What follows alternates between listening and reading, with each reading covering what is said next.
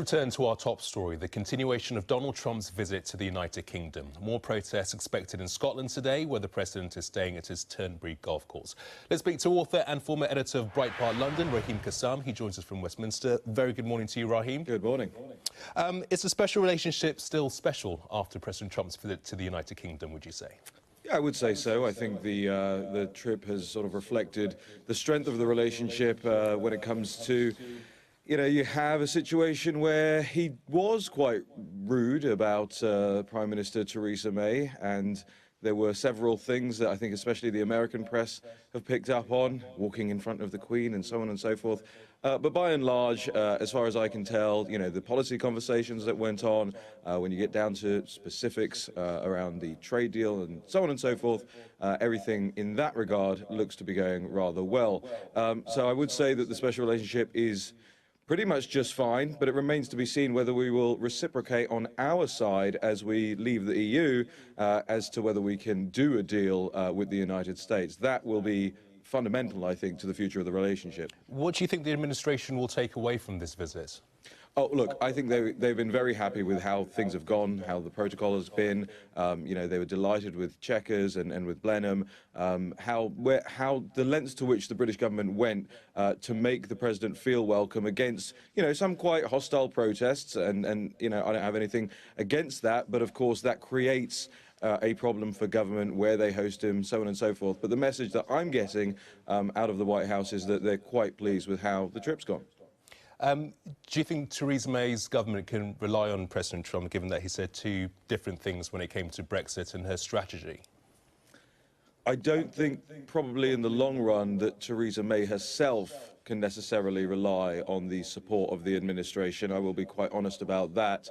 I think it was telling that he said those things he said to the Sun, and that he has been lavishing praise upon Boris Johnson. And let's not forget, Boris Johnson hasn't exactly been kind about Donald Trump over the last couple of years. He said he didn't want to go to New York in case he bumped into him, and he said he wouldn't want him to come to London either. And yet, President Trump thinks Boris would make a fantastic prime minister, and he says it on the day before he comes to meet the sitting prime minister. So for her, I think it's a problem. For the nation, for the country, for the government, that may well follow this one, I think it's a good sign that actually they started, during the Republican primary campaign 3 years ago, talking about doing a fast trade deal, and their position hasn't shifted. So I think the consistency there is rather good.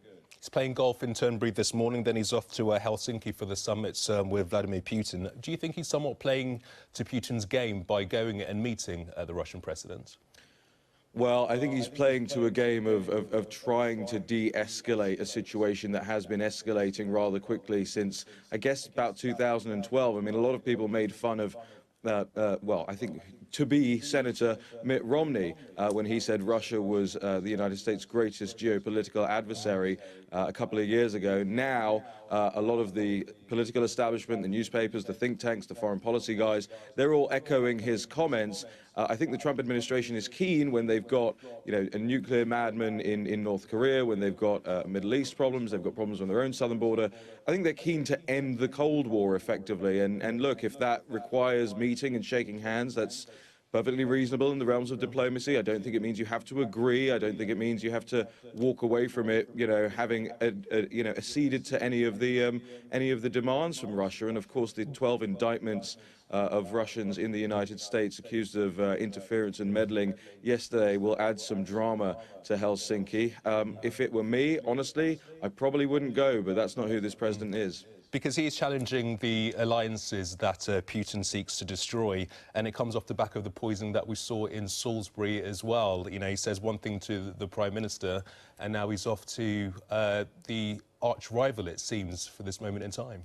Yeah, I mean, effectively, the President of the United States is serving as the diplomat of the world here. I mean, let's not forget there are more sanctions that have gone on to Russia since Trump has become president. He has criticized the pipeline and the gas deals going into Eastern Europe and into Germany. So it's not like he's letting Putin just run amok here, but he's being very cautious and very careful because the Russians are saber-rattling, and they have been saber-rattling, and, you know, there's cyber warfare, and we know about, you know, the airspace incursions that they like to do with us over Scotland. So treading a very careful line, I think.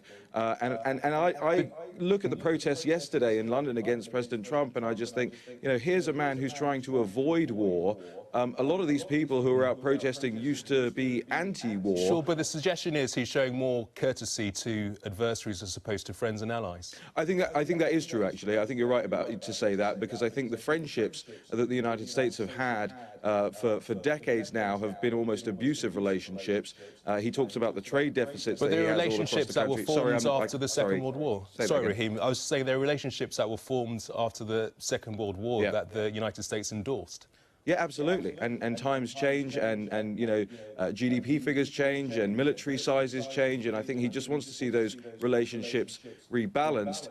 You know what he's like. We've talked about it before. When he wants something, he's rather brusque about it, and I think the Europeans, and I hope we as well, will make that sort of the NATO relationship more fair. I hope the trading relationships become more fair, and then I think we're on a level playing field again. But I don't see why we would want to be a protectorate anymore.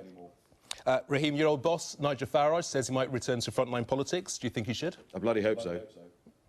What about you? You once stood for the leadership of UKIP. You can't not laugh. Would you? If Nigel comes back, I'll be there with bells on. I really do believe this government needs to be held to account, and I hope Nigel does it, and that UKIP is the vehicle, and I'll be there to serve in any way I can. Raheem, thanks for your time. Cheers. Heard it here first. Still to come, all the sport, including... From Donald Trump, London's turning into a shithole under SADIQ Khan. OK, I think we'll leave it there. Raheem Kassam, the editor for Breitbart.